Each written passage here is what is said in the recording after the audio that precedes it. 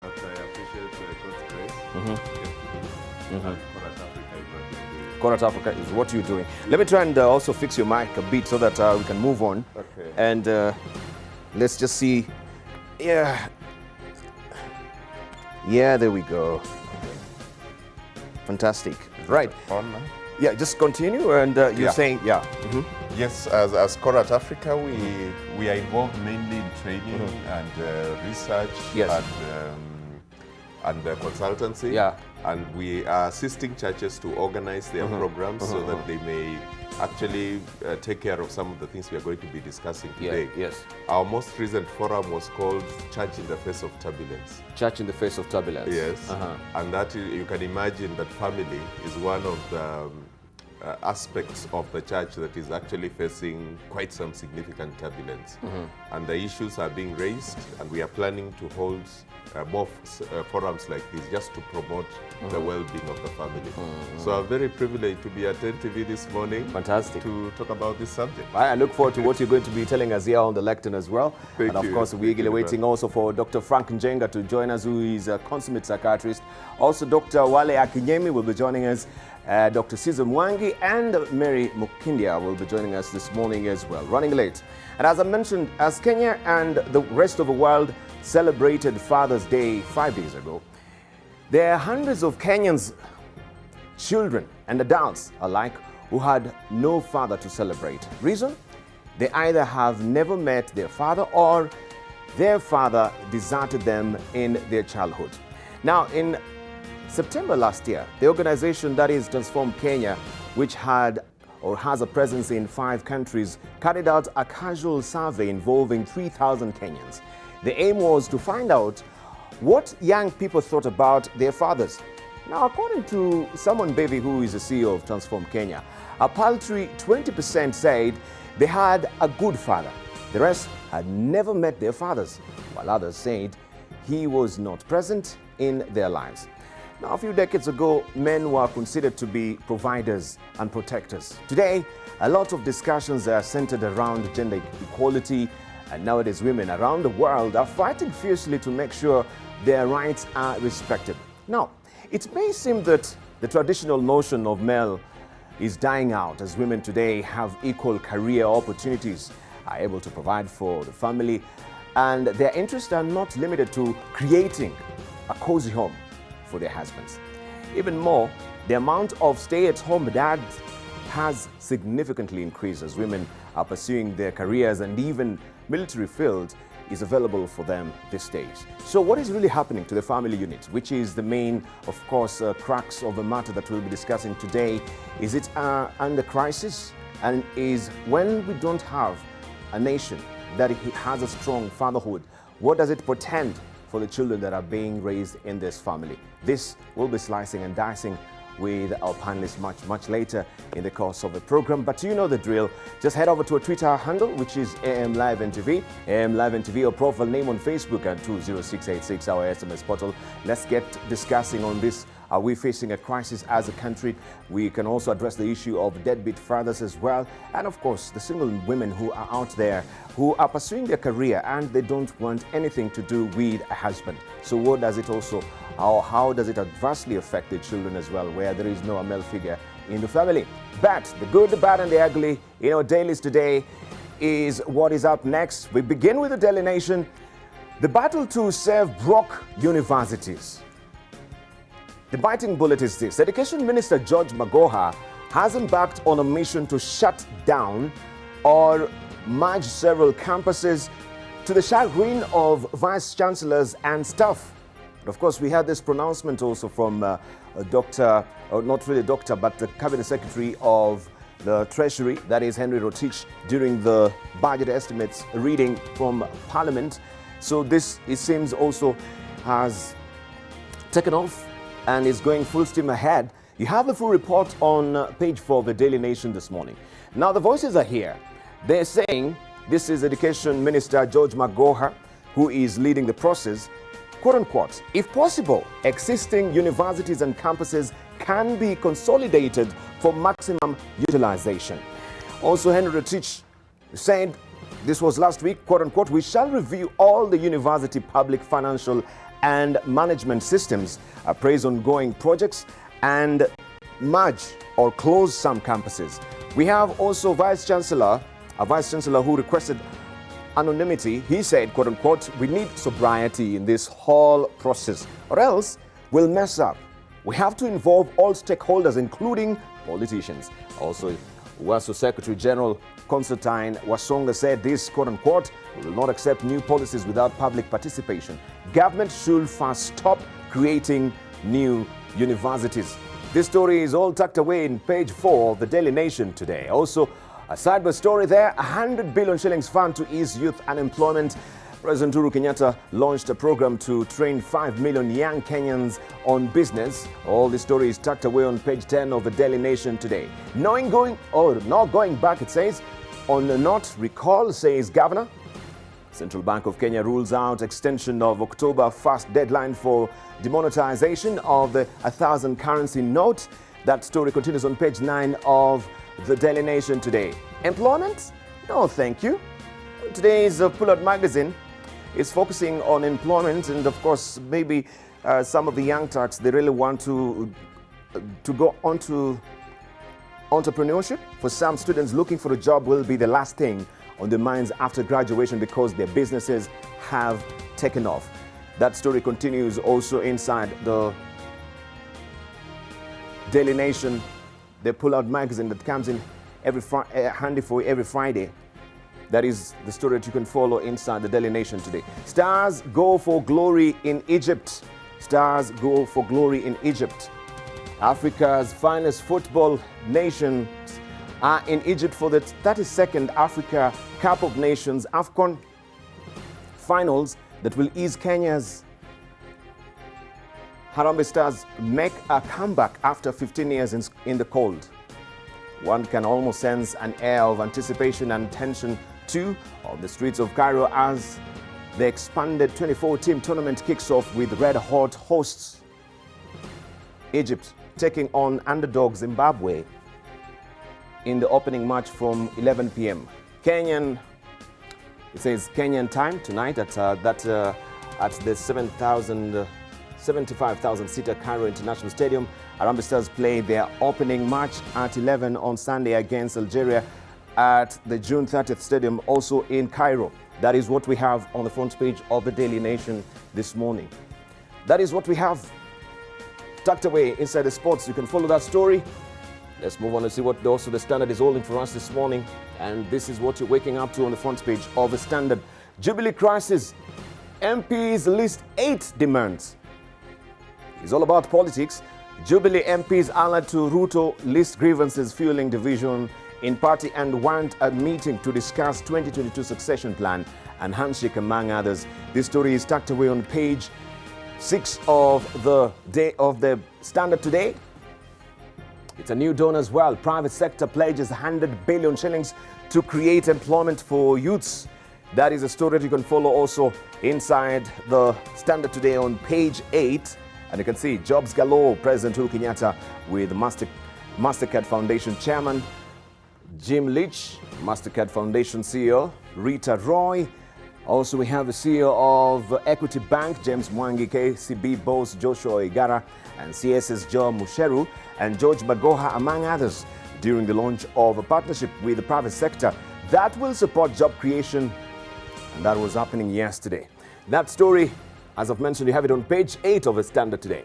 Big win for men in fight for custody of children. There's a big win here. It's all about baby care. Judge pokes holes in belief that good mothers stay at home with the children while good fathers go out to work, shattering long-held view that only women are primary caregivers. This fits snugly with our discussion this morning, all about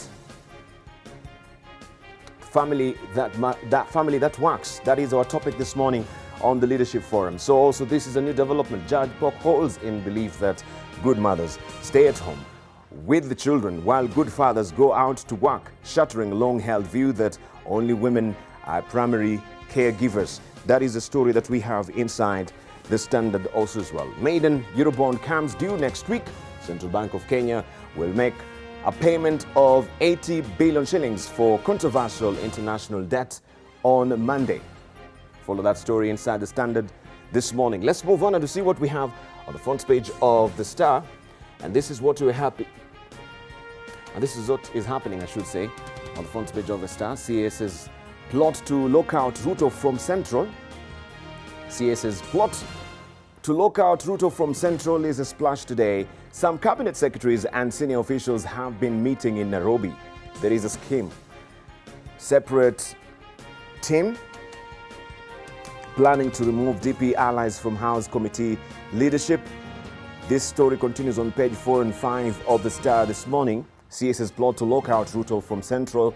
And you can follow this story. Of course, you know what is happening as far as the political tone and tenor is considered and concerned in the country. Arab MPs warn Kenya over Somali border row is another story. And you remember, this is an ongoing diplomatic tiff between Kenya and Somalia. The Kenya-Somali diplomatic standoff yesterday took a turn for the worse after the Arab Parliament warned against meddling with matters to do with the Horn of Africa country. The Arab Parliament, through the Somalia Ministry of Foreign Affairs, said Kenya should keep off the territorial boundaries which have been the subject of the diplomatic tiff between the two countries for years. And they said this: the Arab Parliament calls on Kenya to stop its hands on Somali territorial waters, which are an integral part of the Arab waters, and rejects its false pretensions to draw up a new, unfounded map, while rejecting its threats to interfere in Somalia's internal affairs. The Somali Ministry of Foreign Affairs said in a tweet. You can follow this story on page 2 of today's Star. I can show you also what we have on the front page of the People Daily as well, and this is what you're waking up to today. Intrigues ahead of Uhuru visit to Rift Valley. Remember, that is happening today, and we're yet to see how that will pan out as well. Ruto allies dismiss fears of political sideshows at President's Rivertex function, while Jubilee boss Tuju terms as fake foreign recording of plot against Deputy President. This story continues on page 4 of the People Daily this morning. Also, Banki carries the day over Benki in banknotes debate. Remember, the Banki and the Benki, that's really word also that has come to the fore as far as the new currency is concerned. You can follow the story on page 17 of the People Daily this morning, right? And also, there's a pull-out magazine there, page 19 of the People Daily, a day in the life of Basti Girl. We can read all about that inside the People Daily as well. Let's move on and to see what we have on the front page of the Business Daily. But before I go there, why can't I show you also what we have on the front page of Taifa Leo? It says Kitaeleweka. Kitaeleweka is a splash today.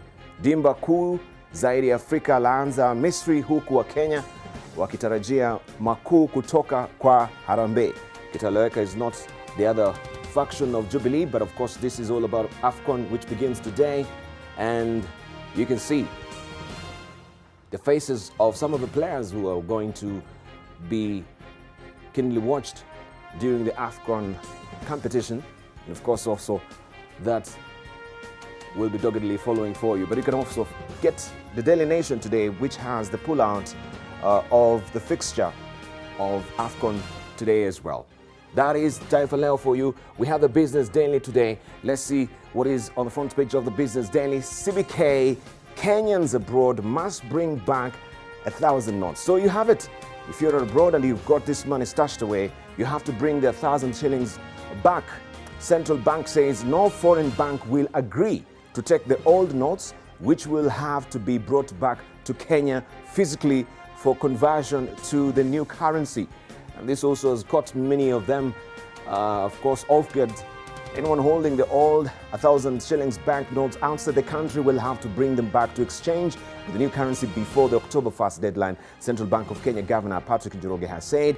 Dr. Njoroge yesterday ruled out allowing any form of conversion of the old notes outside Kenya's borders, indicating that the regulator had notified all foreign banks to stop recognizing the legacy currency. So you can follow the story on page 4 of the Business Daily this morning. Also, MPs query viability of the Turkana oil project. Parliament has questioned the commercial viability of the Turkana oil project, which is set to produce an estimated 70,000 barrels per day at its peak. The National Assembly Energy Committee yesterday questioned how the country stands to benefit out of this. And this also is a controversy that is arising as well. The commercial viability of this project, how will it benefit the country? Many are questioning after all these drills, and of course surveys have been done over the years. Finally, even maybe the quality of the oil also is another subject of discussion. M-Pesa Airtel money set for split in new bill. Safaricom, Airtel and Telcom Kenya will be required to split their telecommunications business from the mobile money transfer and letting units if a bill set to be presented for debate in Parliament is passed into law.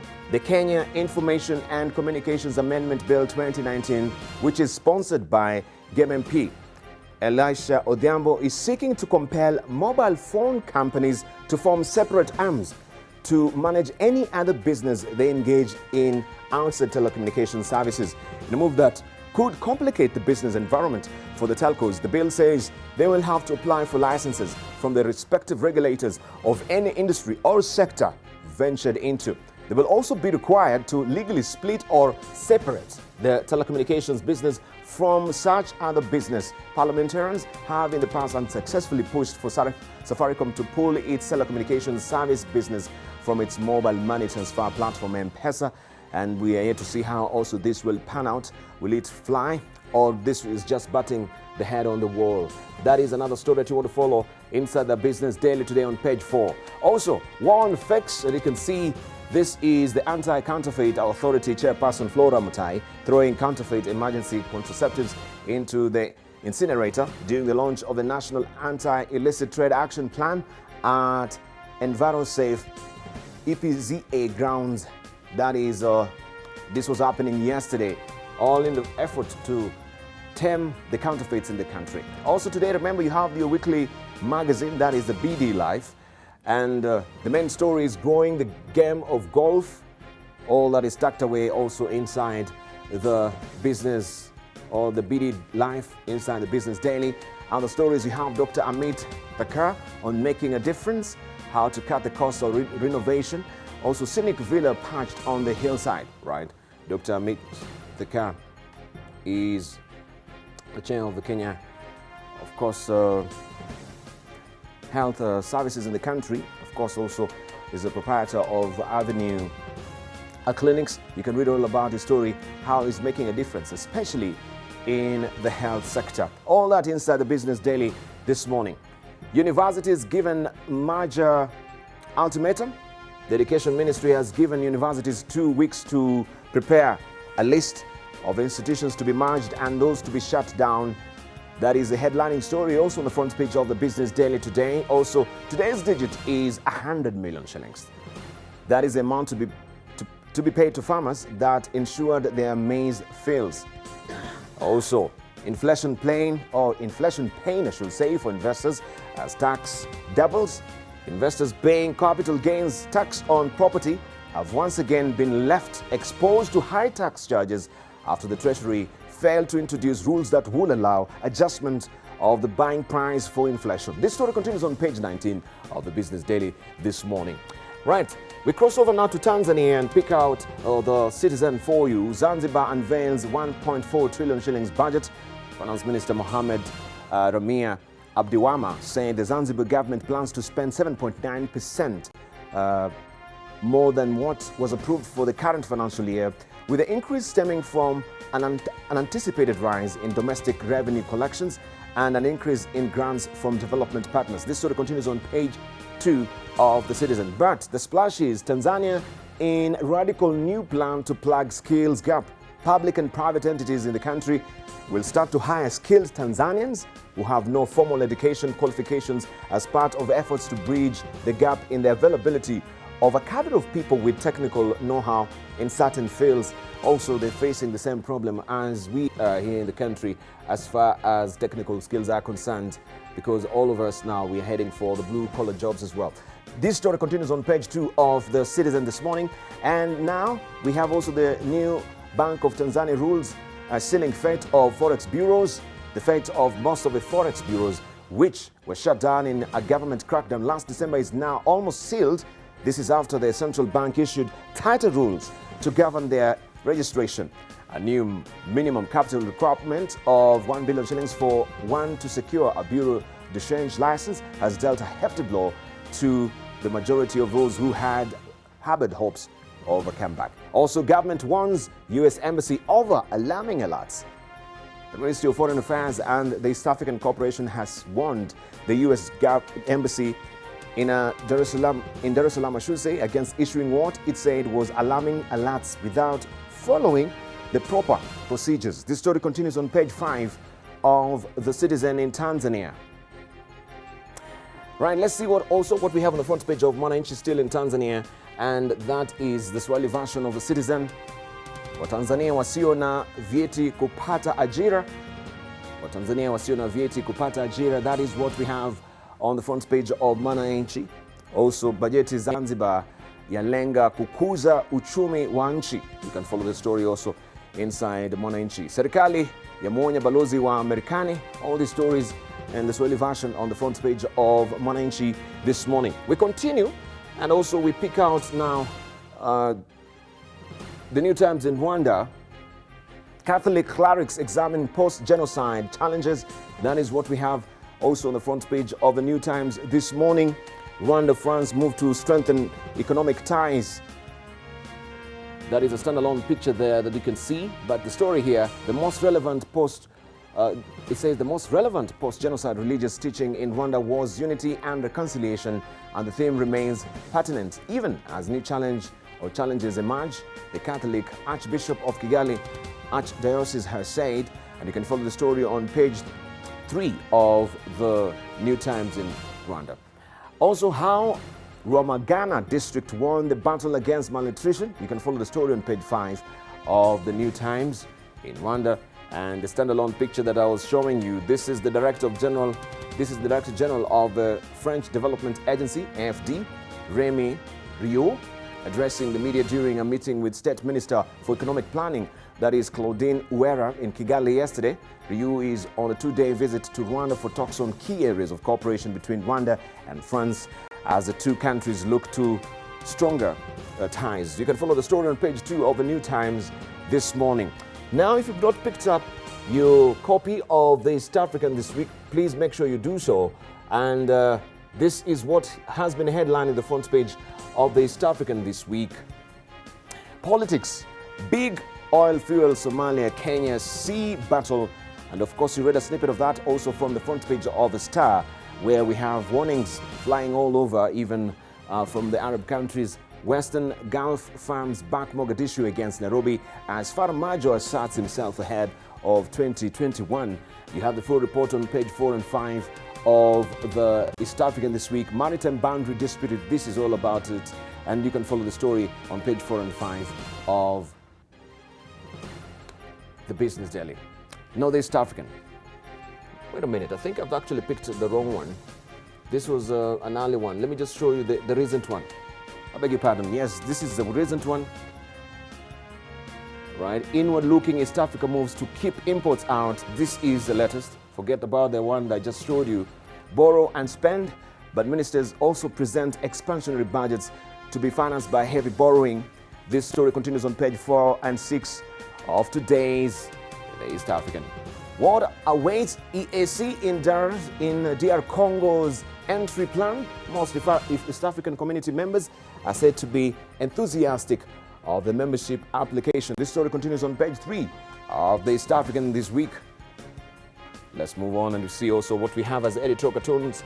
And also I need to take it back to 1963, where we had also the version of a Daily Nation, the first version of a Daily Nation, I should say, how it looked, not really the first copy, but how it looked then. Allow me to just head back there so that I can pick it up for you quickly. This is how the Daily Nation looked then. Cost warned, don't try a breakaway. Rumors sweeping Mombasa that KADU were planning a last-ditch stand by setting up a cost state brought a sharp warning yesterday from Mr. Msanifu Kombo, Secretary of the Mombasa branch of KANU. Mr. Kombo announced KANU wished to make it clear that any such disloyal action on the part of KADU, supported by their imperialist friends and supporters, will be dealt with firmly. He added there can be no place for breakaway movements in independent Kenya. All right, that is what was a splash then in 1963. Today, that is of Friday, June 21st. Also, Mboya returns delayed again. Mboya's return delayed yet again. Kenya Minister for Justice and Constitutional Affairs, Tom Mboya, and the other ministers who are in London for talks at the Colonial Office today postponed their departure for home for a second time. Mr. Mboya, the Minister of State for External Affairs, Joseph Murumbi, and Minister of State for Pan-African Affairs, Peter Koinange, now due back in Nairobi on Saturday morning. So far, the talks have been very satisfactory. Kenya office spokesman said the Kenya delegation has already met the Colonial Secretary Duncan Sandys twice. The third meeting scheduled for this morning was called off when the Prime Minister, Mr. Macmillan, hurried by the Perfumo killer scandal, summoned a cabinet meeting. Well, it's not very legible, of course, because of the print technology then, but this is how it looked then in 1963. Also, we can see a picture here, not very clear, but it says, "Hot grill, sir." This fireman seems to be asking as he peers over the debris covering the grill kitchen at the beer garden of Nairobi Governor's Hotel. Right, some of these hotels, they're currently here with different names, but this is how it looked then in 1963. Also, let me show you what was on page 2. Interesting stories then. We're fed up, says Ngala, the leader of the opposition. Ronald Ngala yesterday told the House of Representatives that they were fed up with the government. He spoke after Minister for Education, J.D. Otiende, failed to be present in the House as question time to answer 2 opposition questions on education. Mr. Ngala had asked the minister to state what immediate practical steps the government was considering in order to achieve an integrated system of education. And of course, this is a story that you want to follow. Not really to follow, this is how it was then in 1963. Of course, we know that the then minister also passed away last year. That is Mr. Otiende. As also pandemonium in the upper house. The Senate was then the upper house. Repeated attempts to shut down the opposition and at least to open threats to scrap it were made in the Senate yesterday during a debate that often came near to pandemonium. For lack of official government business, the House unanimously voted to reopen the debate on the motion of appreciation to the Governor Malcolm MacDonald for his speech at the opening of the National Assembly. That is the Daily Nation for you way back in 1963. Also, today's editorial cartoons, I can show you a bit of them. Go, go, Harambee Stars. This is, of course, in support and solidarity with the Harambee Stars, where we know the AFCON competition will be starting today in Egypt. And so we're actually gagging for our country, rooting for them to actually perform well during this competition, Africa Cup of Nations. That is what Stano has done for us inside the People Daily this morning. And also, we do have Victor in the Daily Nation, and him also is focusing not really on AFCON, but what is happening today in Rivertex, not Rivertex, but in Eldoret, where Rivertex, of course, will be relaunched, so to speak. I feel like speaking my mind, and this is all about the politics of the executive, where they're not seeing eye to eye with each other. That is the president and the deputy president, and of course, so we have this saying, we have the president here saying, not really the president, I think some of, yes, that is a president and a deputy president, and you can see he's walking in to open the Rivertex to cut the ribbon there. I feel like speaking my mind. And of course, we know the politics that has been there as far as today's tour is concerned, with some of the leakages, as you saw from the other dailies as well, that some of these functions will be disrupted, but of course, they've allayed fear of this. So we're eagerly waiting to see that happening today, and of course we shall be bringing this live for you also from Eldoret as well. This is what Victor has done for us in the Daily Nation today. Lastly, let's see what we have from our archives today, and this is Musalia Mudavadi with a budget briefcase. This was in 1993. He was then the Minister of Finance. And this is from our archives.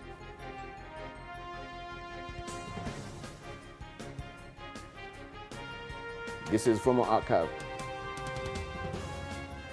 That is Musa Mudavadi. So you can grab a copy of the dailies as well. The Daily Nation, 1963, that is how it looked. And today's, of course, things are finer now also with our dailies as far as print is concerned. Right, we want to buckle down to a discussion this morning. And earlier, at the top of the hour, we were just, of course, introducing what we'll be discussing this morning. That is family that works. Family or families that works. Now, as Kenya and the rest of the world celebrated Father's Day 5 days ago, there are hundreds of Kenyans, children and adults alike, who had no father to celebrate. Reason? They either have never met their father or their father deserted them in their childhood. In September last year, the organization that is Transform Kenya, which has a presence in 5 countries, carried out a casual survey involving 3,000 Kenyans. The aim was to find out what young people thought about their fathers. According to Mbevi, a paltry 20% said they had a good father. The rest had never met their fathers, while others said he was not present in their lives. A few decades ago, men were considered to be providers and protectors. Today, a lot of discussions are centered around gender equality, and nowadays, women around the world are fighting fiercely to make sure their rights are respected. Well, it may seem that the traditional notion of male is dying out as women today have equal careers opportunities, are able to provide for a family, and their interests are not limited to creating a cozy home for their husbands. Even more, the amount of stay-at-home dads has significantly increased as women are pursuing their careers, and even military fields is available for them these days. We want to buckle down to our discussion this morning with our panelists who are already here in studio. And of course, you know how we do it every Friday. Of course, they will have the lectern with them to just give us a snippet of what they have to say. And I'll be introducing them this morning. But I want you also to head over to our Twitter handle, which is AM Live NTV. AM Live NTV is our profile name.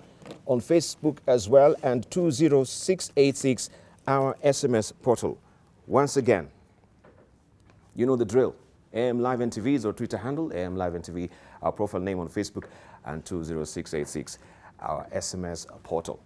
I'm trying to settle down now and get to discuss this with our panelists as well. Allow me to introduce them. Once again, we have Dr. Oliver Kisaka, who is the CEO of Corat Africa.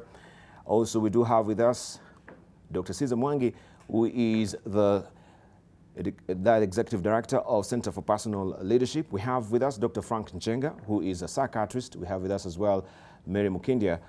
She is an executive coach. We do have with us as well Dr. Wale Akinyemi, who is the CEO of Power Talks. Right. Good morning, gentlemen and lady. Good morning. Good morning. Good morning. Good morning. Right. I've noticed I've not, of course, given you my cups with some good tea. Yeah, actually, true. Yeah, that is something that is missing. Yeah? Absolutely. Oh, yeah. That's why the energy is a bit low. It's early in the morning, Debarl. Cutting costs. We're cutting costs. Cutting costs, man. Like the universities. Interesting. Right, well, I'm looking forward to hearing from you this morning. And of course, we just want to head over now to the lectern quickly. But as a segue to that particular discussion, right, when we're saying family or families that work, what really do you think is happening? Because we had this particular report by Transform Kenya saying there's a fatherhood crisis in the country.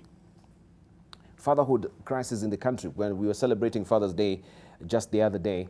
That it was on Sunday. And it seems, as I've mentioned from that intro, that yes, we're celebrating, but many children in this country, they have no fathers at all. So what happens to a nation where fatherhood is not the canopy of raising, a family? Let's just begin with you briefly, Dr. Oliver Kisaka. I think part of the challenge is that there has been a major panic created in the lives of men in the face of the varied challenges that they face in society. Mm-hmm. they are finding themselves in a crisis of not being able to provide for Yes. their families or to access the things that are defined as success. Yes. And so they are behaving discouraged, and there's a sense of loss of vision and direction. Yes. That needs to be reorganized and reversed. Reorganized and reversed. Right, let's hear from Dr. Caesar Mwangi. Good morning. Yeah, good morning, Debarl. Yeah, actually, I read that report, and what was extremely alarming was the fact that the research done in the prison indicated that 78% of the inmates in the prison came from fatherless homes. Okay, which basically tells you that some dysfunctionality arises when the family is incomplete. Yes. I do not want to go into the reasons in too much detail right now, but what I basically want to say is that if this trend continues, we are leading to we're going to end up in a very dysfunctional society, and some of the things that we are seeing in society today. As I mentioned, that statistics on inmates, there's a lot of depression among young people, there's a lot of dysfunctional behavior among young people, is partly because of the incompleteness of the family. Yes. And in my view, the family should basically be a man and a woman coming together as the first teachers and educators of their children, and together they educate those children. Boys are educated well, girls are educated well, masculinity and femininity coming together and bring out a wholesome individual who can function as a responsible individual. And we are lacking that. And that is what is causing all these problems that we're seeing here. Okay, let's hear from Mary Mukindia. I was reading a very interesting article. Actually, it was more of a video about an Aborigine language that is disappearing in Australia. And what it said is that language is very important to identity. And once you don't have a language, you actually have no sense of identity. You end up with crime and so on. And as I thought about this, I think for me is that there's a diminishing or a perceived diminishing of the role of men.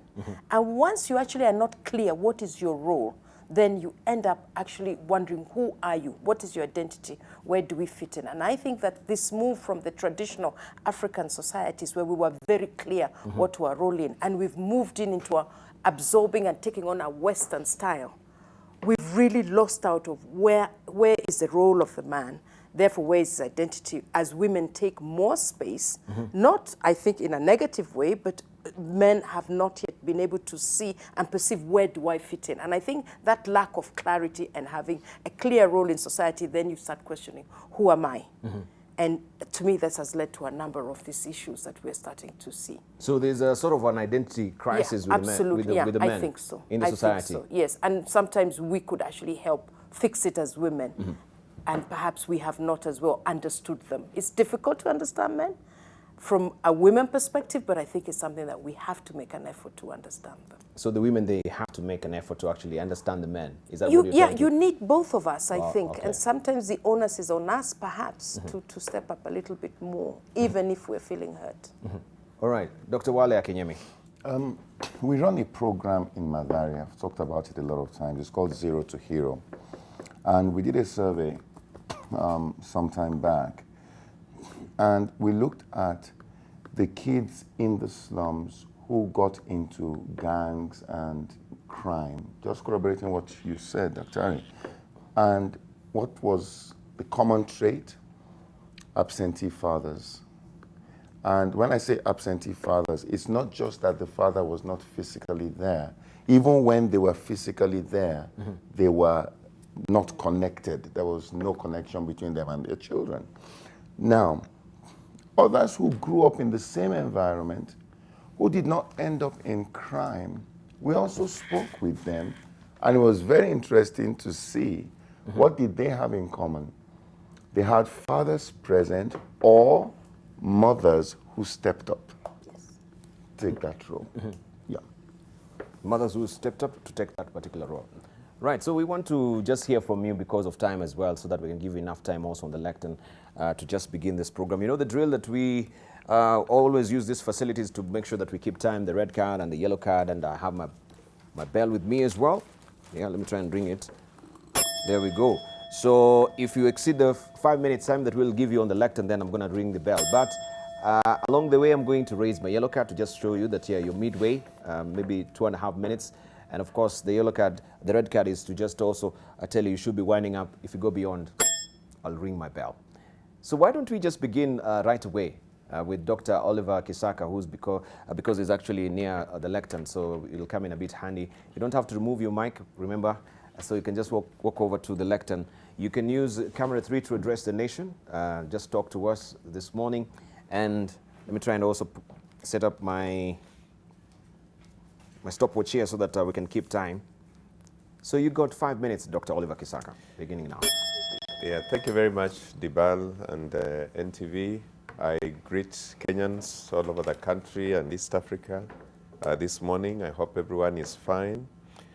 Thank you for this important subject. I do think that families, I share Dr. Caesar's definition of a family as a man and a woman coming together to live together. They may or may not be blessed with children. We pray they are blessed with children. But the two of them form the unit that is called the family. That unit is so critical because it is the single most important unit for the stability of society and of a country like ours, or of important institutions like churches and others. And so how families function is really very critical. The other thing about families is that it is made up of two individuals as a foundation. Now, each of those individuals need to be stable in their person as individuals, because then they are bringing to this family the various qualities, disciplines, experiences, trainings that they have had in their growth. And so this morning, as I speak to this issue, I would like to say there are a number of important things that I find consistent with many families that do well.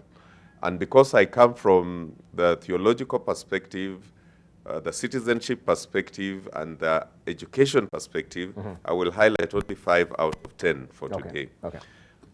Most families that stay together and that are strong together, regardless of their circumstances, pray together. It's very important that people recognize they are created, established by God, and pray together. Number 2, most families that stay together and function together read God's word regularly and review their lives and their interactions with one another in regard to this. I'll give you an example. It's very difficult for some men to say, I am sorry. But God's word demands that you say you are sorry when you are wrong. And for some women to say they are sorry. God's word demands that you say you are sorry when you are wrong. But God's word also tells you to speak encouraging words when you are talking to one another. Nobody is perfect. You've not married an angel. So work together to strengthen each other rather than to destroy each other. If a father comes back home, he has not gotten any job to do during the day and therefore has no money, obviously the family might be hungry, but the best way of dealing with him is not to attack him and to say you are good for nothing. The best way is to speak positive things and try to find another day. The third thing that strengthens families is work. And I think for myself that in this country and perhaps many countries of Africa, I don't know, perhaps even the rest of the world, there are no jobs basically because we have completely demeaned agriculture and the place of land. We have redefined success to mean complex types of food. Success is eating sausages, bacon, hamburgers, needles, all these complex things that we have created for ourselves.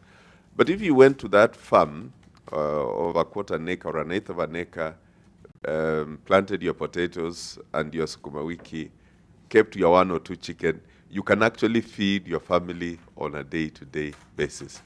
And I am just finding there are so many young people in the cities that are completely lost and hungry, but they have a lot of land back at home and could actually be engaged in agriculture, even if it was not commercial, if I just have my food.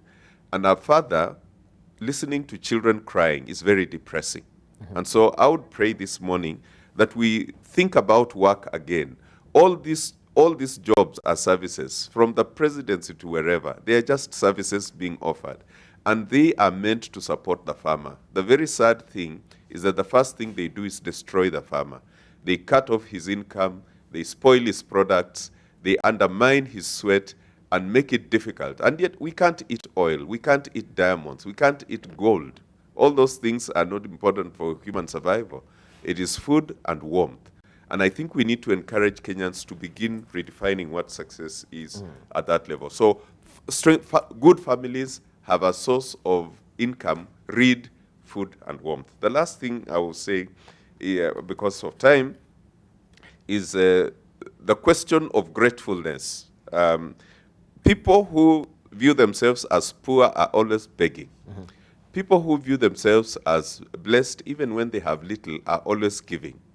There are always opportunities where you have a little more than the next person. Let's learn how to give. Because then, today, somebody may not find a job, but if they have a friend who can give them 100 shillings, they can actually eat. And the next day, they can also do the same to somewhere else, so that we become a network of society that support each other. So let me highlight those four for this morning for the sake of our time. They are part of the characteristics that actually strengthen families. Thank you. Thank you very much, Dr. Oliver Kisaka. And of course, we're taking salient points that are being raised by our panelists on the lectern there. We shall be discussing them later in the program. But right now, we want also to welcome Mary Mukindia on the lectern as well, to just give us her perspective on this subject that we're slicing and dicing this morning, that is families that work. So we had these statistics that also we shall be discussing much later in the course of the program.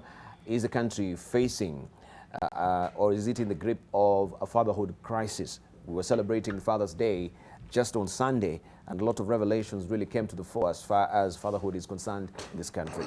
Mary Mukindia, she is an executive coach. She's on the lectern right now. Mary, you got 5 minutes. Thank you, Debarl. Beginning now. Good morning, Kenyans. I have a small opinion on, which is just a sliver of a very big debate to talk about. And as I said earlier, my view is that we have gone through this crisis of where we were as a traditional society and moved to a very Western style. And in that traditional society, we had the way we lived, we had the things that we did, and they were very ordered. The men did certain things, the women did certain things, the young ladies did certain things, and the young men did certain things. So the elderly men did certain things, certain ways, had certain, if it was a goat, there was a place women eat, men eat. And I think this ordered our way and kind of allowed us to find what is my role, what is my identity, and I was able to fit within that society. And I want to pick one thing which is about the way we lived in terms of physical houses. In the Kikuyu culture, the men had what they call the vingira. And that was where a man was himself. He could tell stories to the kids. He could work with the children. And it's my view, when we moved into a Western society, we came into a house where everything becomes combined. We have the sitting room where everybody's supposed to live together, and then we have the bedrooms. But what typically happens in a house is that a house belongs to a woman. And when you start having children, you end up having the children also take off the house. And I feel that we've squeezed the man out of his role of where he should be. A man comes home from work in the evening, the sitting room has got children, they're running around, they've got this music with all gyrating hips at 6 o'clock, 5 o'clock, your mother-in-law has visited, or there's some women from the prayer group. He goes to the bedroom. Many houses, the bedroom is shared with the child, therefore the maid is coming in to bring milk, to bring nappies.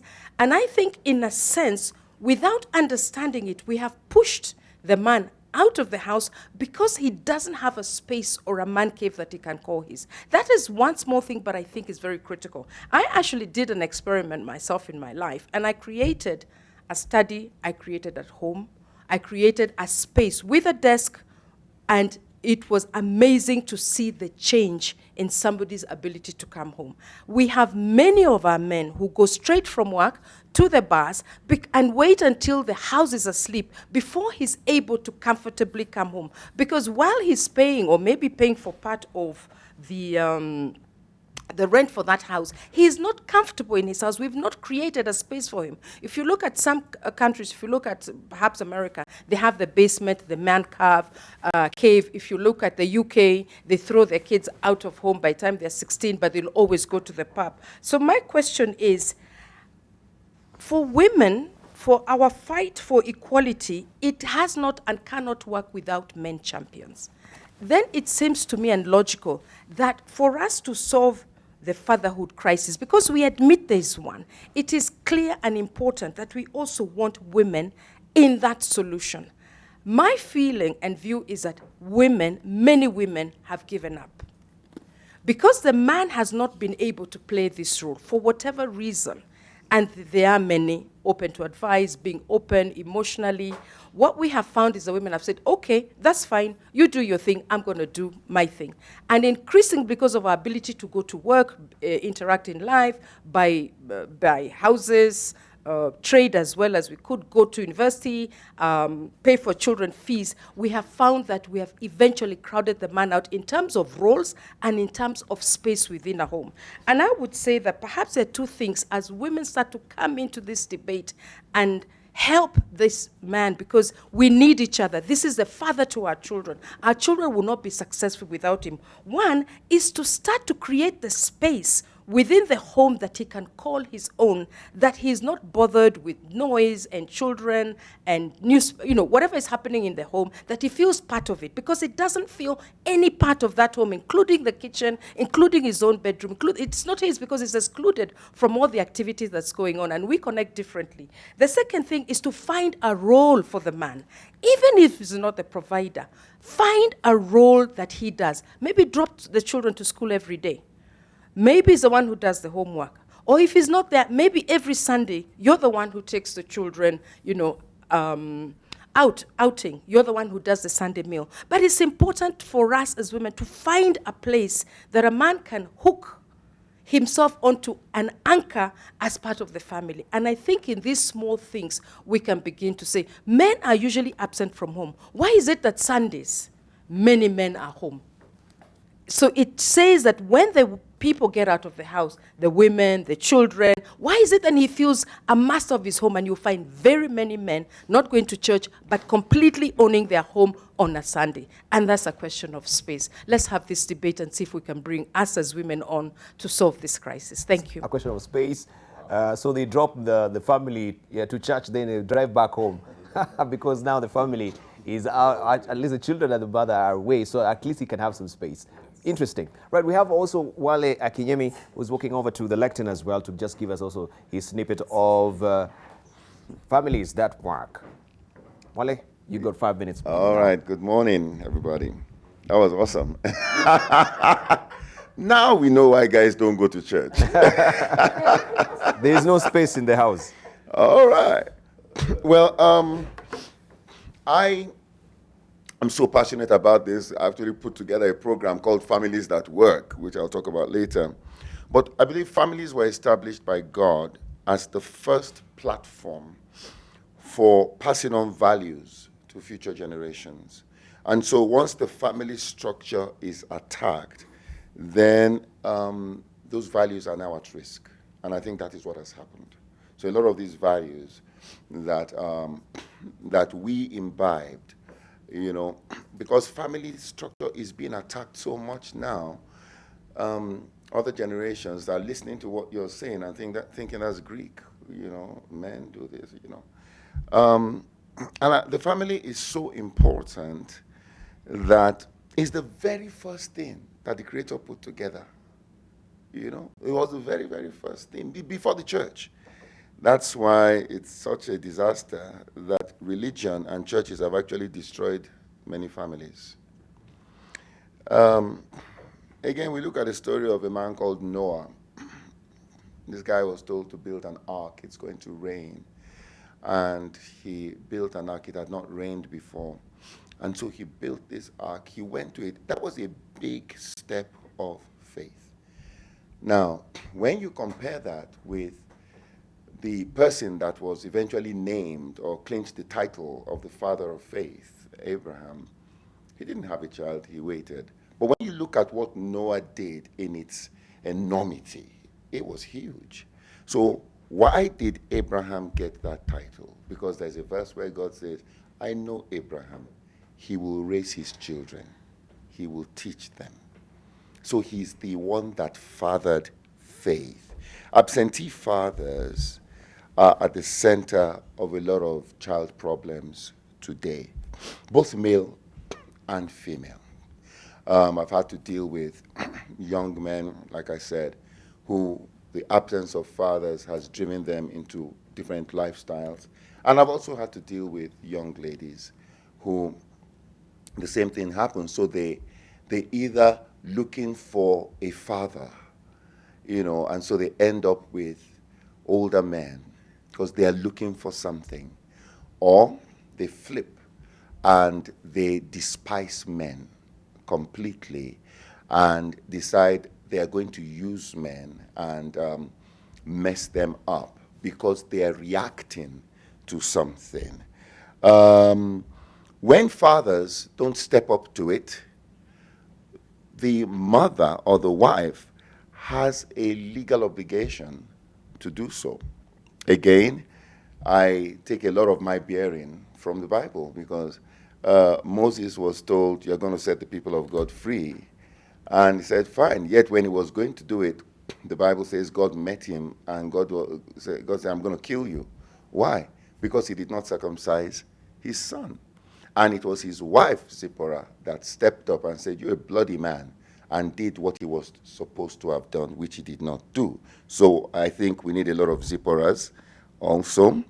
But the danger that creeps in when we don't have the balance is that a lot of mothers who are bitter about what the fathers have done, what their husbands have done to them, inadvertently pass that bitterness to future generations. And that's where you now have young ladies who, I remember there was a bridal shower some time ago, and everybody was advising the new bride that all men are dogs, and those that are not yet fully grown, they are puppies, they will soon get there. Now, when somebody is going to marry with that kind of advice, but you see, it is bitterness that is being passed down. And then, finally, parents who try to live their lives through their children are setting up the children for destruction, because we've seen cases of the father wanted to be this, the mother wanted to be this, but they didn't achieve it, and so they're trying to impose that on the children, and that doesn't turn out well. I think my parting shot at this segment is we cannot propagate ancient values in a modern world using ancient methods. In essence, the society has changed, so I cannot parent exactly the way I was parented. And I'll talk about that later. Thank you. Thank you. Right, we want to take a short break right now. And I hope also you are preparing to contribute as well using our Twitter handle, which is AM Live and TV. AM Live and TV is our profile name on Facebook, and 20686 our SMS portal. Let's hear from you as well, your contribution. We're eagerly waiting to hear from Dr. Caesar Mwangi also and Dr. Frank Njenga on the other side of the program. Of course, you're watching Leadership Forum here on AM Live. Families that work is a subject that we're using this morning. We'll take a short break right now. When we circle back, we'll continue with more. Don't go away.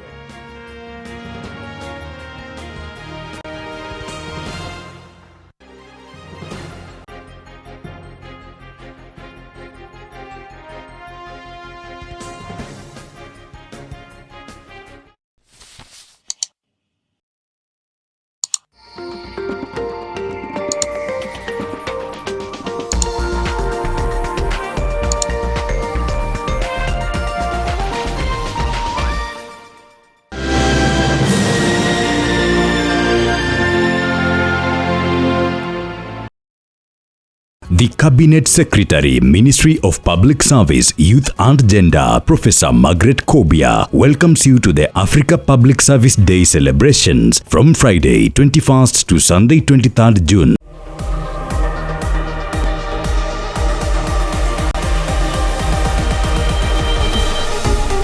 This Saturday, Generation 3 has a surprise for you. We promise you more energy, exciting activities, interesting ideas,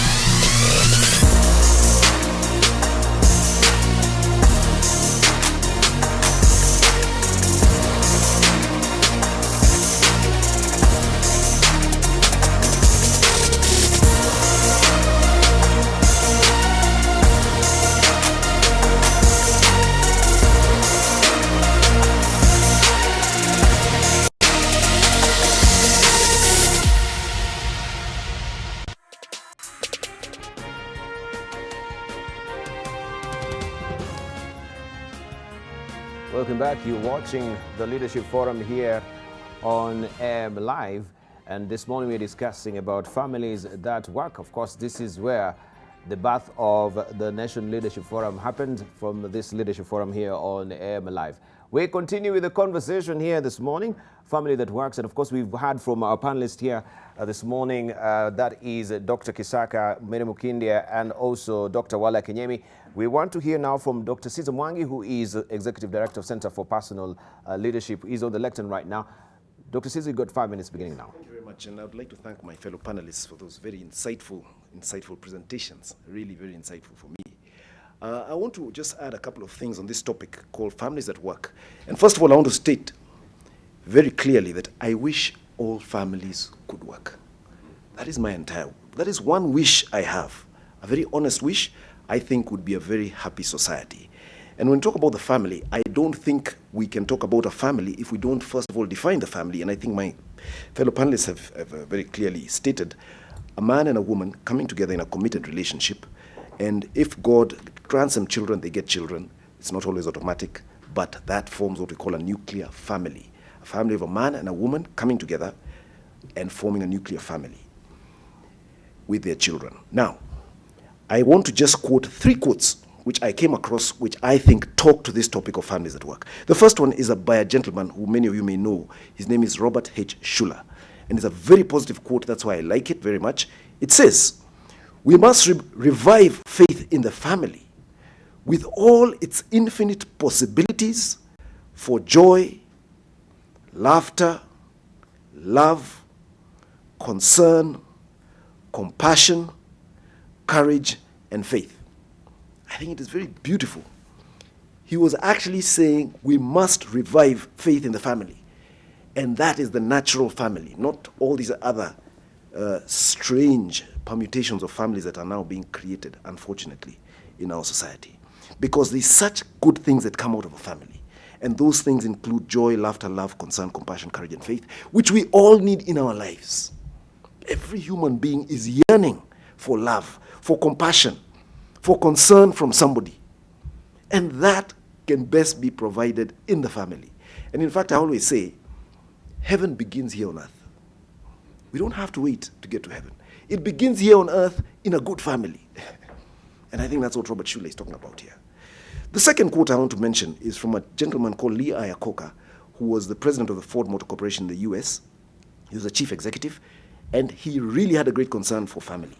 And he wrote a very beautiful book called Talking Straight in 1988. And I want to take a quote from that book, which I really enjoyed reading. He said, "The only rock I know that stays steady, the only institution that works is the family. I think a civilized world cannot remain civilized for long if its foundation is built on anything but the family." That's a really straightforward statement. And that book of his is called Talking Straight. And I think in this country, we need to begin talking straight. He says a civilized world cannot remain civilized. What we are seeing happening in this country is not civilization. It is lack of civilization. The depression, the murder, the conflicts, the chaos, the crime, the incivility, the lack of concern for others. It has come on the back of the breakdown of the family. And I think Lee Iacocca was talking the truth when he said in his book, Talking Straight, that we cannot remain civilized if we break the family. The third was from a friend of mine, a very good friend of mine, Professor Isael da Silva, who teaches at Strathmore University. He said there's a trend in the world today. And I remember this conversation we had with him in 2010. He told me there's a trend in the world today where parents spend a great deal of time building the world for their children instead of building their children for the world. The world is changing. But the parents have focused on building that world for their children instead of equipping them to deal with that world. And I think my friend Dr. Wale was saying, if I parented the way I was parented, I would be in jail. That's a statement he made when we were having a little chat. Because we've got to keep asking ourselves, the world is changing. How do we equip our children for this world? And the only way to do that is through the family. And for that to happen effectively, the family needs to be complete. It needs to have a father and a mother focused on these kids. And why do I say this? I think, and I think it was said here by Dr. Oliver, that the family is God's plan. It is not man's plan. It is not our social arrangement which we came up with because we know how to make social arrangements. There was an original plan, architect, who said, there's a man, particular qualities in the man, even the brain makeup is different, and a woman, particular potentialities and particular makeup in a woman. And if I bring these two together, they will be able to bring forth the next generation. That was the plan. With two different people who complement and complete one another, not compete as we are seeing today. Our plan is to compete. God's plan was to complement and complete. And that is where the challenge is coming in. Because we have failed to realize what was God's plan. And we've come up with our own plans. And the final point I want to raise is, I think in the modern age, we have lost the capacity for wisdom, the capacity for understanding, and therefore, we as modern people focus on the accomplishment of objectives rather than the striving for ideals. And if we think of our parents and grandparents, they were men and women of great ideals rather than just objectives. And what are objectives? Objectives are things that we feel to be worth, things that promise to satisfy a certain desire in us, and we pursue them relentlessly, and most of them are material. We need to move a step ahead and ask ourselves a question: what is our great ideal? And the family is one of the great ideals we should pursue. Thank you very much. Thank you, Dr. Cesar Mwangi. The only rock that stays steady, the only institution that stands is the family. A quote there from my Cork, and of course that is from Straight Talk, where Dr. Cesar Mwangi was quoting. And we shall be discussing also a lot of issues is raised as far as talking straight is concerned. Have we lost the capacity of wisdom and understanding in this epoch of time as well? On the lectern right now, we have Dr. Frank Njenga, who is a psychiatrist and of course is going to give us also a snippet of what he thinks the family that works is all about. Good morning, sir. You got 5 minutes beginning now.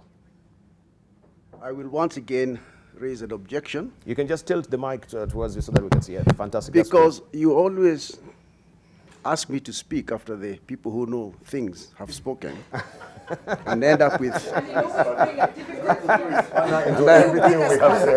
I have nothing useful to say. Maybe you're the crowning jewel at the end of the day. Yeah. So I will take note of that.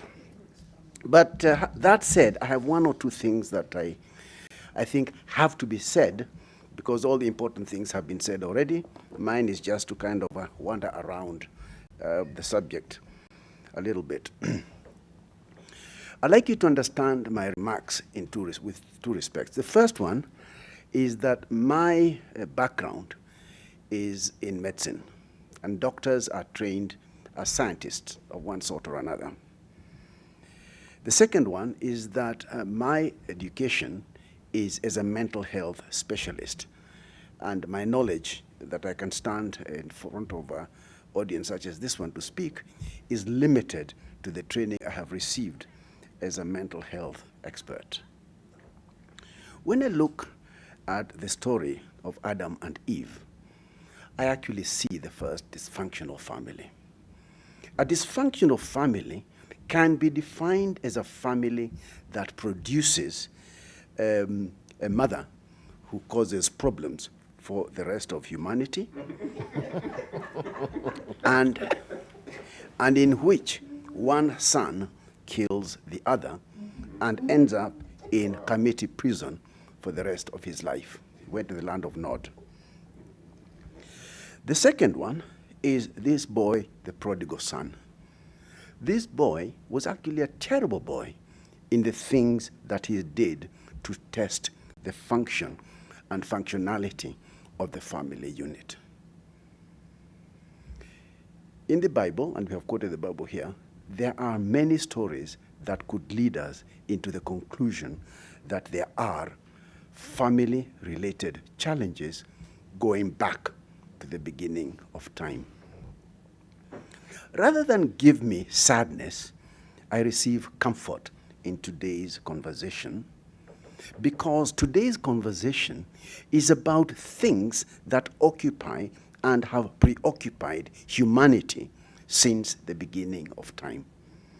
And therefore, today's conversation is as alive today as it was between Mr. Adam and his wife, Eve. When you look at some of the most famous families in recent times, they are defined by dysfunction. A good example is the Kennedy family, where the old man, father of JFK, was actually a peddler of alcohol during the times of Prohibition. He was actually a crooked man. History indicates that actually that man played a very negative role as we came up towards the Second World War. Again, any student of modern history will tell you that virtually all his children have ended up with this kind of problem or the other kind of problem. Nonetheless, they are all a very famous family. I could go on giving examples, but will not. This helps me to make what I think is my fundamental point. The fact and reality that, yes, indeed, from the beginning of time, there are identifiable dysfunctional families. And there are many. However, when I look at society as a mental health specialist, I am given comfort by the very large, if not larger, number of families that are actually functional. Let me say that again. There is a significant number of dysfunctional families. By the grace of God, there is a bigger group of families that are actually functional. Therefore, and this is my point, rather than moan and bemoan the fact that this world is coming to an end, I would like to give the following proposition. No, the world is not coming to an end. It could have done in the days of Adam and Eve, it didn't. The world actually needs to look at functional families and increase the pool of those families that are actually functioning. Let us turn this debate on its head. And rather than start off by looking at families that do not function, let us ask ourselves what makes most of the families function, and then let's go and help the fewer ones that are not functioning. Approached this way, I see a sense of optimism rather than a state of defeated helplessness, which is a condition that I fear we are allowing ourselves to gravitate towards.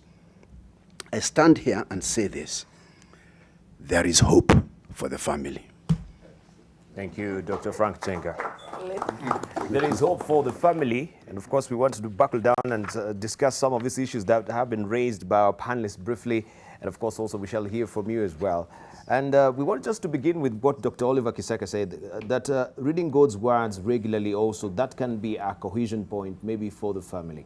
And maybe I'll throw it back to you, Dr. Oliver Kisaka. Maybe for the many viewers who are watching this morning and they don't really care a fig about, religion as well. So what is their place? What will be their cohesive factor for that matter? There are people there who don't believe in church, or maybe the atheists as well. We know there is an atheist organization in this country, right? What about them? And they still have family and they have these challenges. Yeah. Thank you very much, Debarl. There are many challenges facing the family, but I like the ending point of Dr. Frank Njenga. There is hope for the family.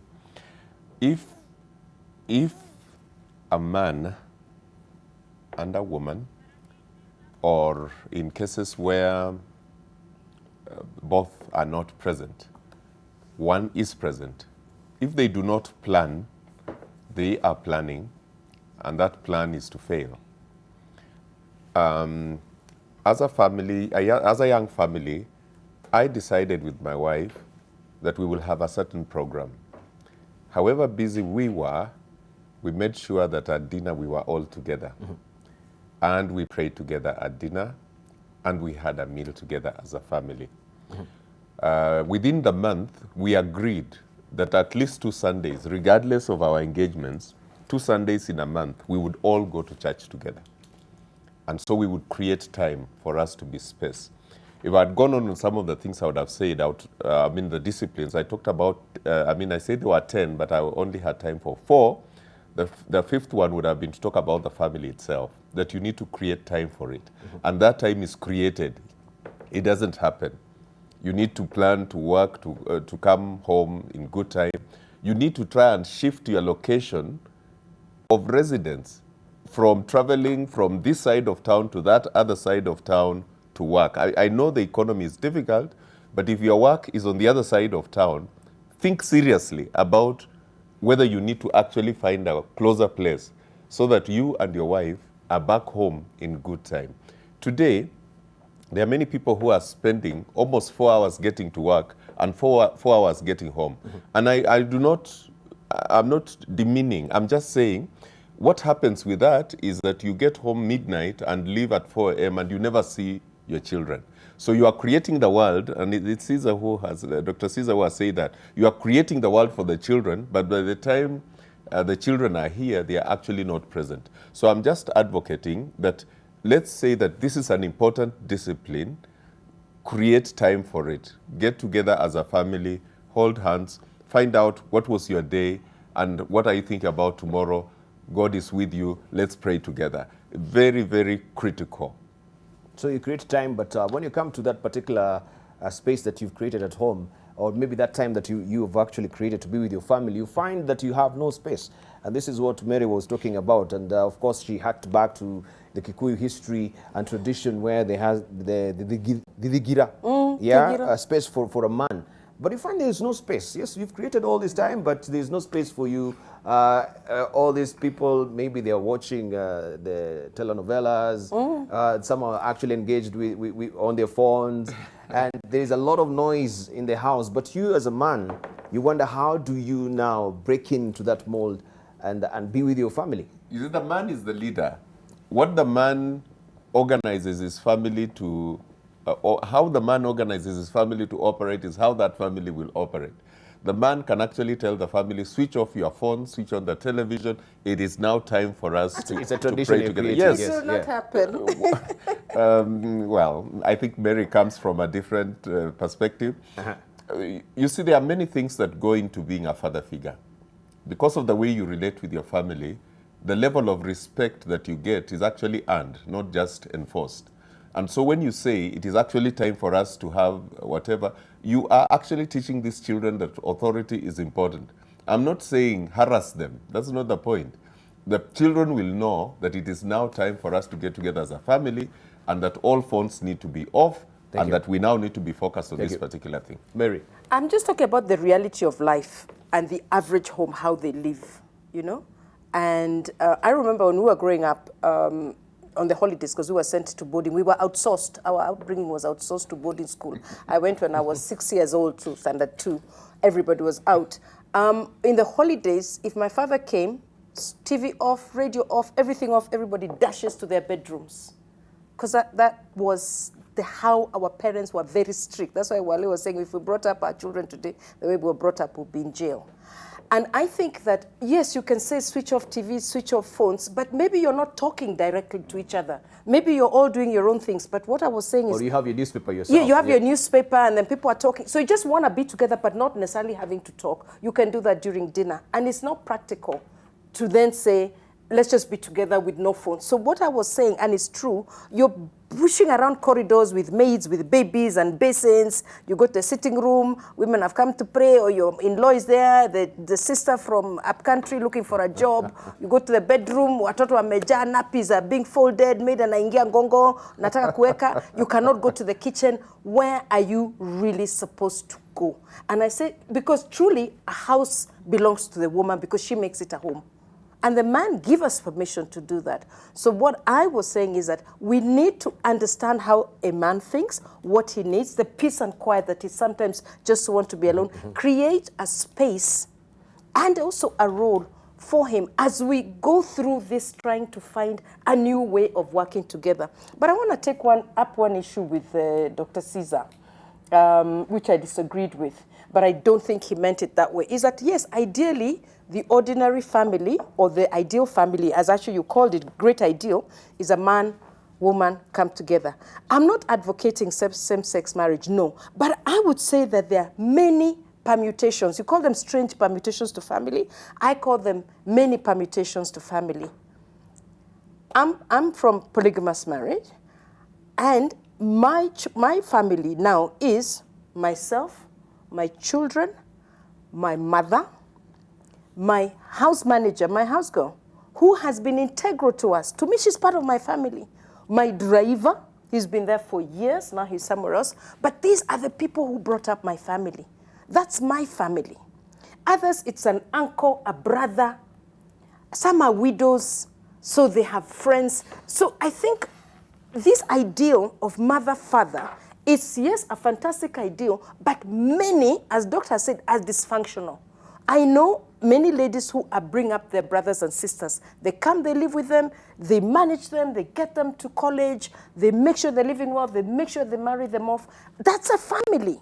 What we do is look for father figures, older brother, friend of the church, somebody we know to mentor our sons or mentor our daughters. So when we talk about family, let's not take out... Is it because the father, he himself dysfunctional, that he's not really playing out his role effectively, that we have to, get the father figures? Yes, or some are absent because of death. As Dr. Mbevi said in the article, some are underfathers, yes, underfathered. Some are, what did he say? He had 3, underfathers, unfathered, underfathered, and misfathered.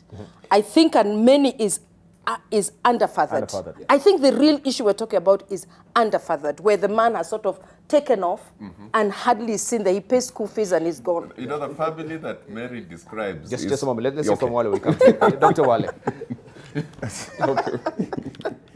Okay, underfathered, overfathered. and misfathered. There's a gentleman that I read about years ago. His name is Laszlo Polgar. He's a Hungarian, and he comes from the school of thought that says that geniuses are made and not born.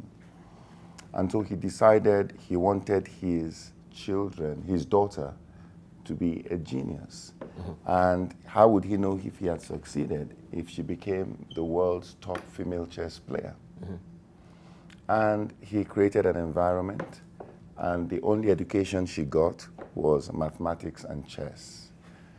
And that's the only education that's she the got. only education she got. And it's something you can all Google. And this was a time when women were not even given a lot of hope in chess at that point. And by the age of 14, she was a grandmaster. And in her teenage, she became the top female chess player in the world. Now, if that, then it happened to his second daughter and to his third daughter. And that led me to a conclusion. When you look at Venus and Serena Williams, what is it about them? From the time they were very little, they had a father who helped put their foot on the way. When you look at Tiger Woods, and you look at the Jackson family, there are so many. You have somebody who was there, who created an environment.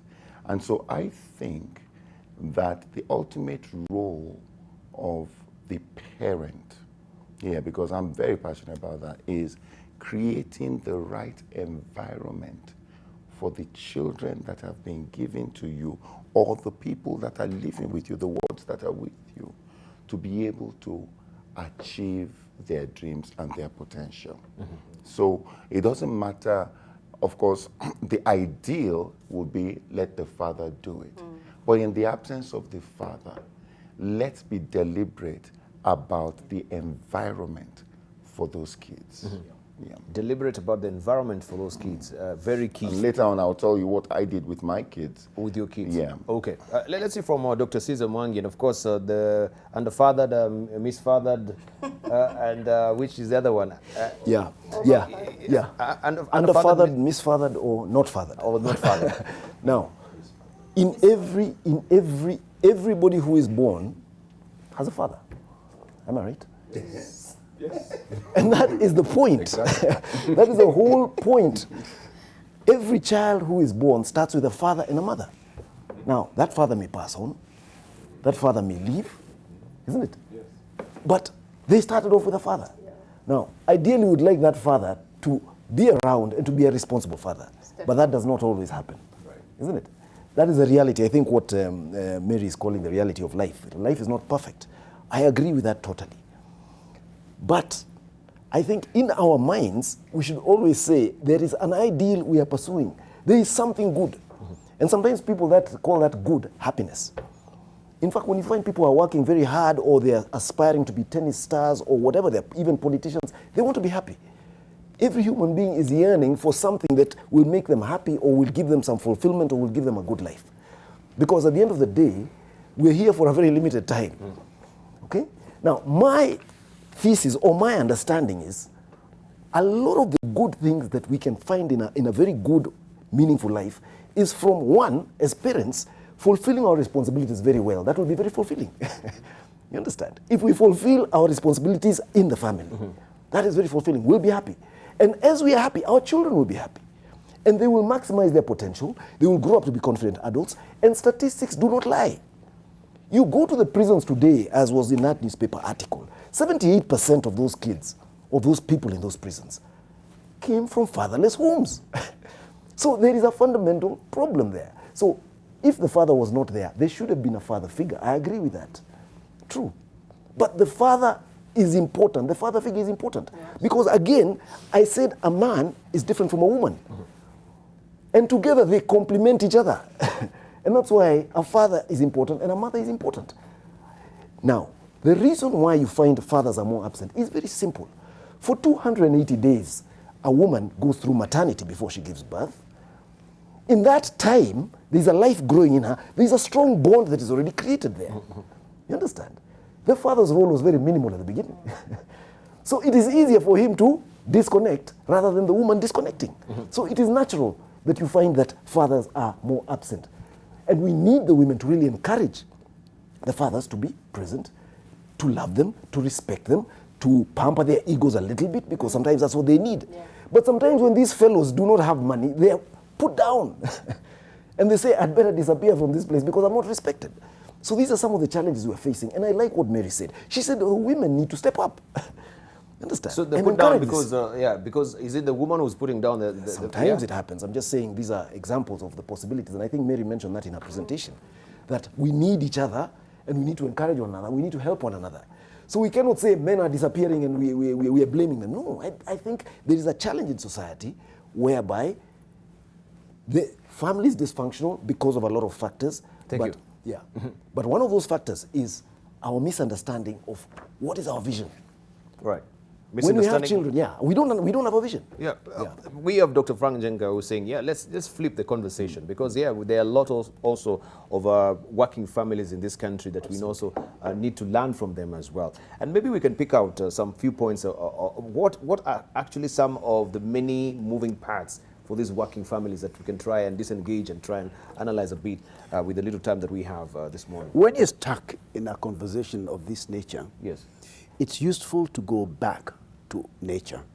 Back to nature. And ask yourself, in the wild, before all these complicated and sophisticated things came, like houses and cars and buses and internet, how did families function? And again, if you want to understand that, go to the wild. Go and look at lions, for example. Go and look at monkeys. Go and look at elephants. And ask yourselves, do these animals in the wild have families? And of course they have families. And then if you're a scientist, you must ask yourself, why is nature structured in such a way that most, not all, animals exist in families? The answer is very clear. There is a biological advantage of the survival of the species when they exist in a family setting. Mother helping father, brother helping sister, grandfather bringing wisdom to, and so on and so on. In fact, if you think about it, families, in the way they are structured, are the very reason the human race has reached where it is. So there's no doubt that the animal in the wild, in the world, in the beginning, was intended to exist in a family, and everything we do must be promotive of the structures that help our species to survive, number one. Number two, I have only 2 points. The second point, is there any evidence in science that it is possible to remove bad family structures and make them good and function? And the answer is yes. There is one study, scientific study from Iceland. And that study in Iceland is a gem of a scientific study. It was able to show that from a dysfunctional Icelandic society, over a period of 20 years, simply by making sure that parents know where their children are and what their children are doing, from doing some very basic things like finding out, Kamau, who's your best friend? Jogona. What are you doing with Jogona? Going to climb a mountain. Mom says, then you can go with Baba Otieno, and they go together. The rate of drug abuse came down. The rate of delinquency came down. The academic performance of Icelandic people went up. All the parameters that we consider as functional units went up and became better.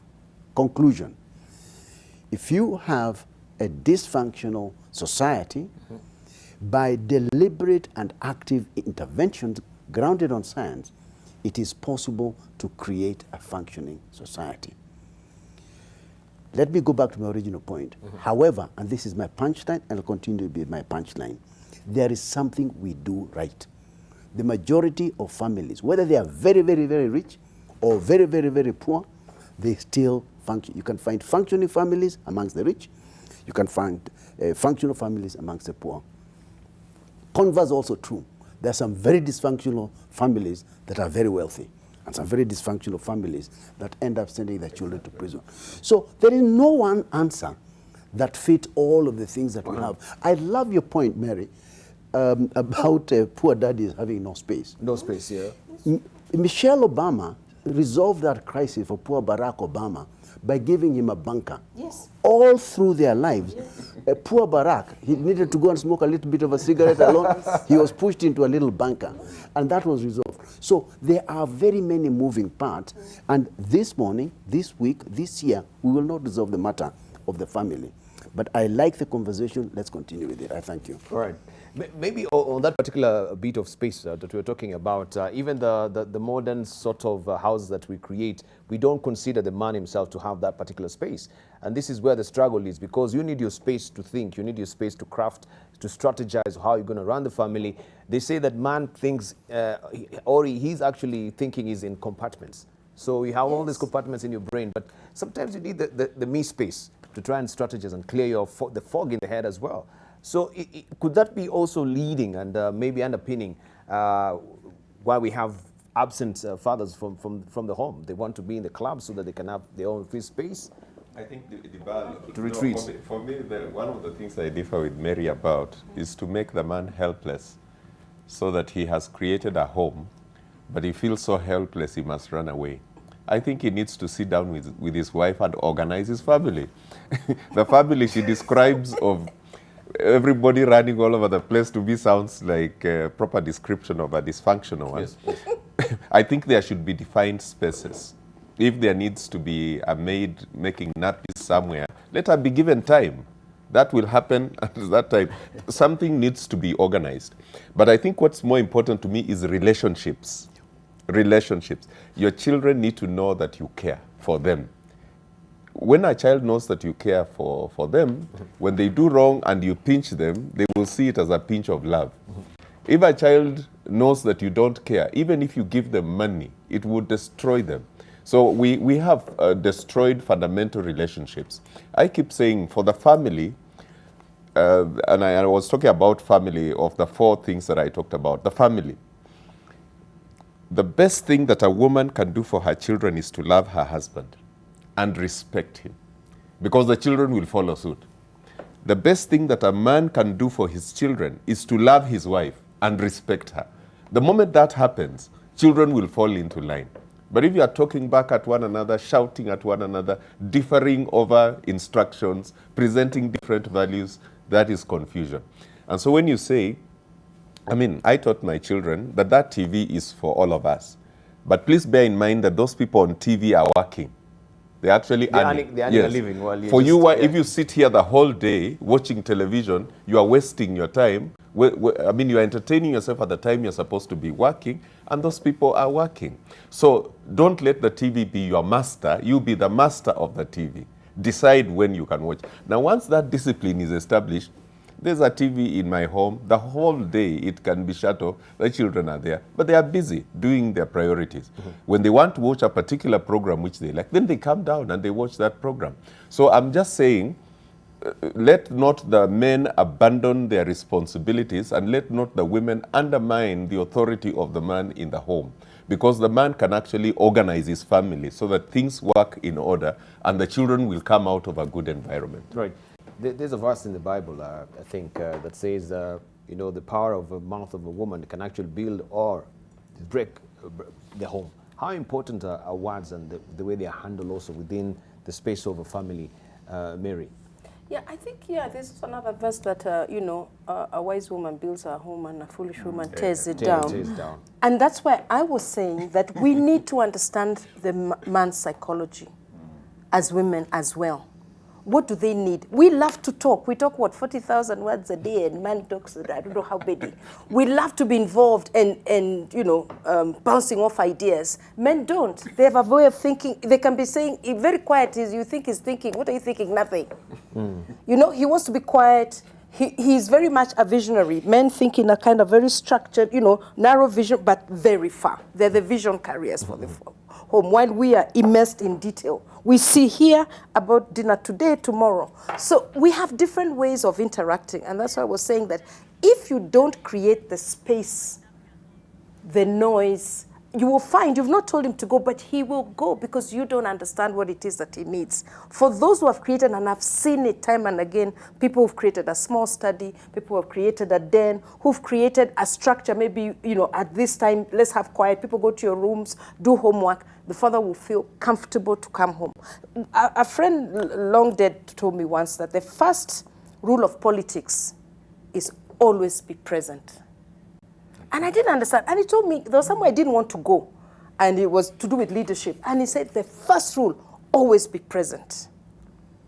Whatever it is, however difficult they're talking about you. And I understand why in politics, you can find people on the stage. One is abusing the other and they're there. There's something about presence. And what God told Jehoshaphat, stand up, be firm, and show up. Just being there makes a whole of a difference. And that for me is the first rule, that as a home, be present. Even if you're not talking, just the presence of the father in the house makes a huge difference, or the mother. So if he's going to be present, where is he going to be sitting? What's he going to be doing? Sometimes you just know your father is around and people are quiet, or they know, they have a sense. So that's what I was talking about. Create a space while you're doing your things and you're having your in-laws and whatever. Be sensitive to this person, either in the way you order your home. Number 2, give him a role. Sometimes, I think it's tough for women, but sometimes we take over duties without understanding that you've got to open the space and let him come in.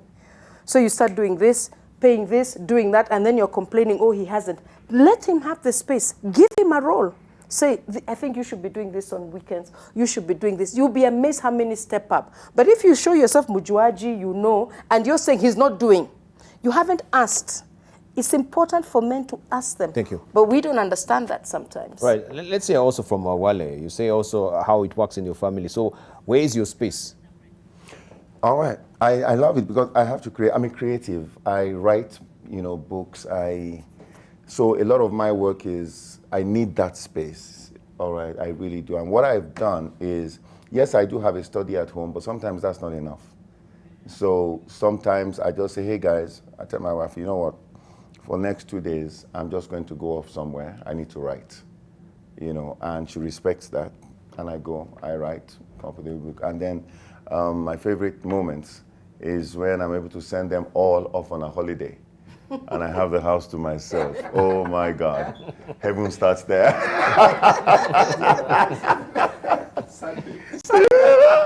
So they go and, but I totally agree that as men, we do need our space, and the problem we have is that I think we have not communicated that effectively. So when we begin to look for our space, it's misunderstood.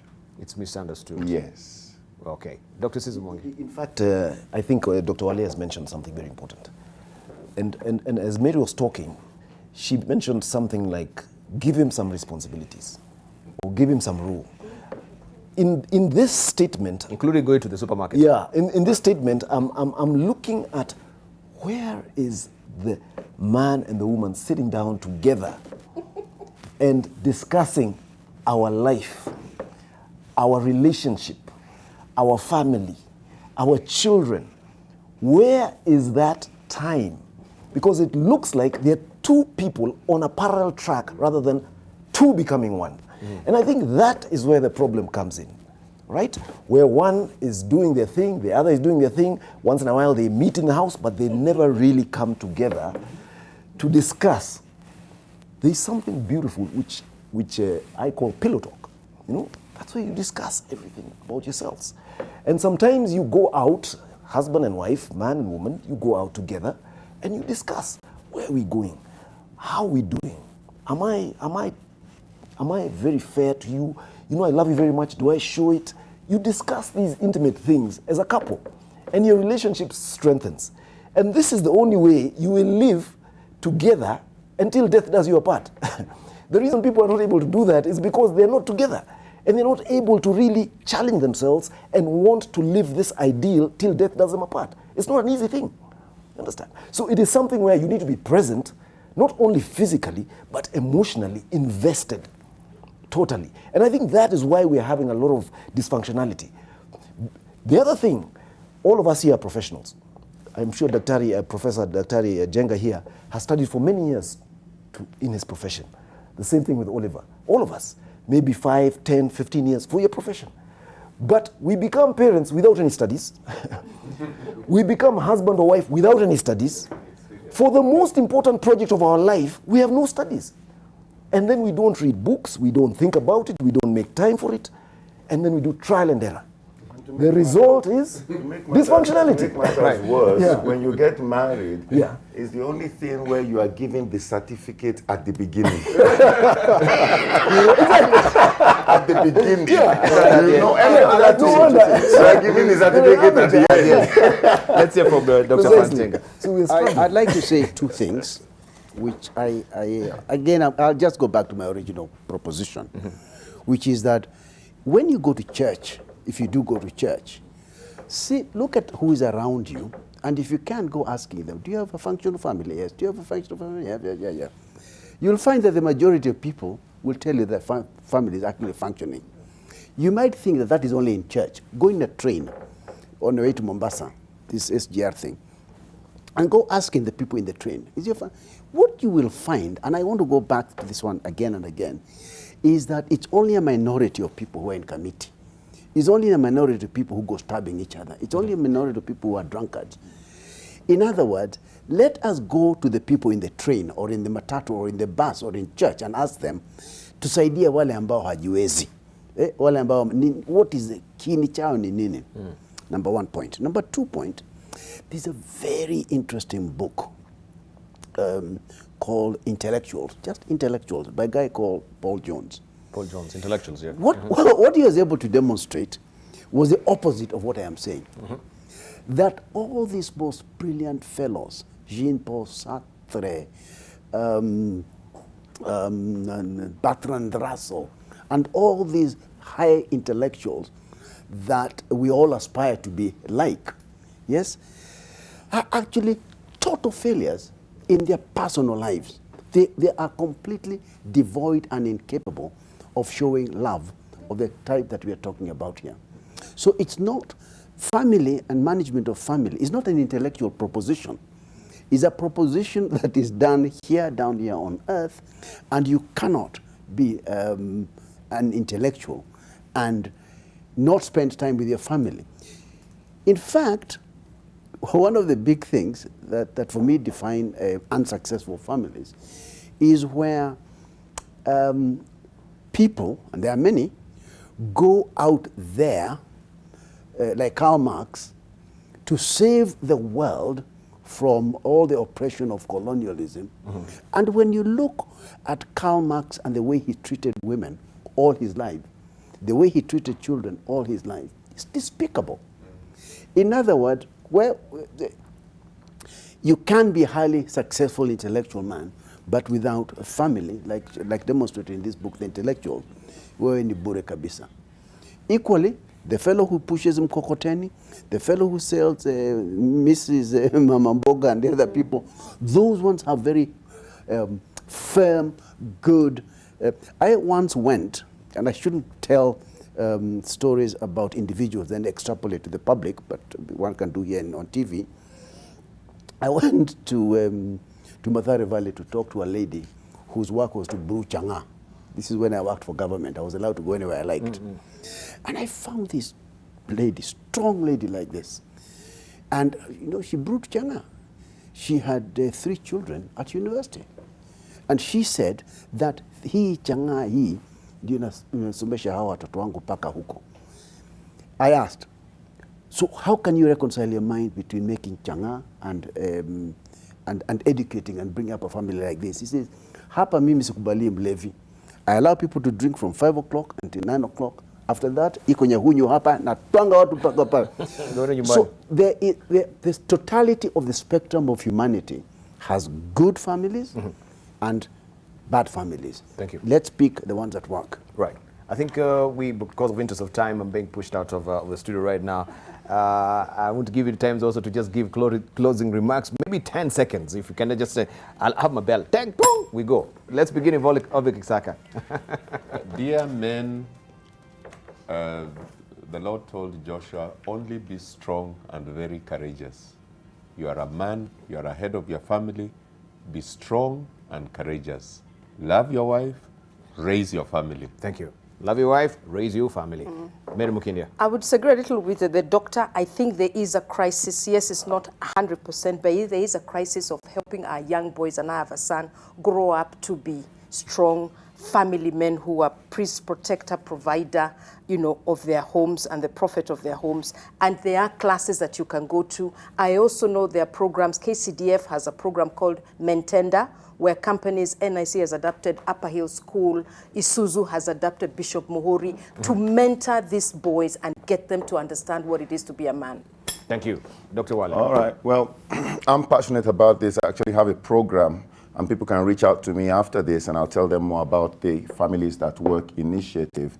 But the bottom line is, I believe that as parents, our number one role is to create the right environment for our children to be who they are born to be. Thank you, Dr. Wale. Dr. Caesar Mwangi. Yeah, I think the family is a great ideal. Its sheer force of beauty and nobility makes one want to defend it, to admire it, and to strive for it. Let us keep on striving for good families, and let us be good parents, those of us who are parents. Right. Lastly, responsible citizens. Thank you. Dr. Frank Chenga. Most of you parents watching us this morning are good parents. Good parents. Congratulations, and continue on that track. Thank you. Most of you are good parents. Continue on that noble track. We want to thank you so much for that cogent discussion. The question is then, we know that the great river of fatherhood has always been flowing from the primordial mist of Eden. And through time, it will go on and on until eternity. The question is, how do you bend this tributary of the family and the course of a family to actually suit your own family, either negatively or positively? It's up to you. Thank you so much also for your valued company. I can see a lot of reactions also on social media. We are out of time. We can't read all of them or any of them right now. But the conversation continues. Or been watching AM Live Leadership Forum. My name is Debarl Inea. Thank you for your valued company.